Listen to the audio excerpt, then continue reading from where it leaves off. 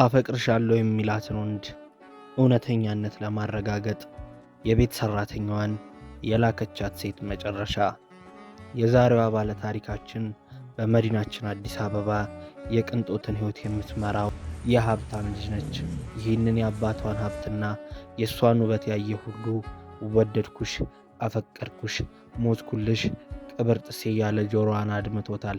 ከዕለታት አንድ ቀን ግን አንድ ወጣት አፍቅሬሻለሁ፣ ያላንቺ መኖር አልችልም፣ አንቺ ፍቅሬን የማትቀበይኝ ከሆነ ራሴን አጠፋለሁ እያለ በተደጋጋሚ መዛት ይጀምራል።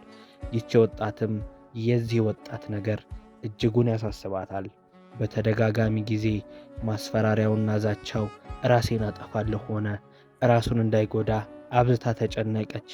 ከዕለት በዕለት መገናኘት በየቀኑ አፈቀድኩሽ፣ ወደድኩሽ እያለ ደጇን መጥናት የጀመረው ይህ ወጣት በወጣቱ አይን ውስጥ ይገባል። ከቀን ወደ ቀን የልብ ምቷ ለሱ እየጨመረ ለሱ ያላት ስሜት ሳታስበው መቀየር ይጀምራል።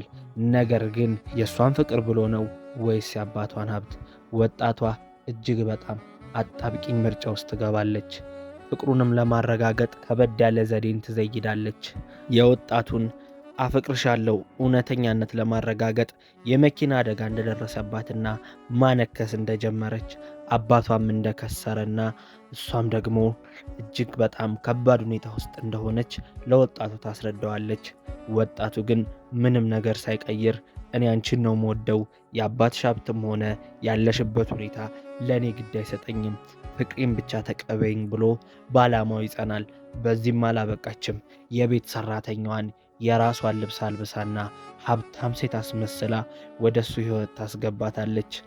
ታዲያ በዚህ ጊዜ ወጣቱ የቀረበለትን ይህንን ፈተና ማለፍ ይከብደዋል። አዲሷን ወደድኩ ባይ ሀብታም ሴት ወደ ሕይወቱ ያስገባና ለእሷ ያለው ስሜት እንደቀዘቀዘና ድጋሚ ወደ ሕይወቱ እንዳትገባ አስጠንቅቆ ያባርራታል። ታዲያ ይሄ ወጣት ወደ ሕይወቱ የገባችውን ሀብታም ሴት ይቀጥራታል። በሶሻል ሚዲያ ሞትኩልህ፣ አበድኩልህ፣ ከነፍኩልህ ያለችውን ሀብታም ሴት አግኝቶ ሕይወቱን ለመቀየር የጓጓው ወጣት ይችን ሀብታም ሴት በአንድ መናፈሻ ተቀምጦ እየጠበቀ ድንገት ያላሰበው ነገር ይሆናል። አበድኩልሽ፣ ሞትኩልሽ እያለ በየቀኑ ደጇን ሲጠና የነበረው ሴት የቤት ሰራተኛ ሆና ተገኘች። ወጣቷም በዚህ ፈተናዋ ራሷን አደነቀች። ድጋሚ ወደ ሕይወታቸው እንዳይገባ ቤት ሰራተኛዋ ጋር ተዘባብተውና ስቀው አባረሩት። የዚችን ወጣት ፈተና ውድ ተመልካቾቻችን እንዴት ታዩታላችሁ?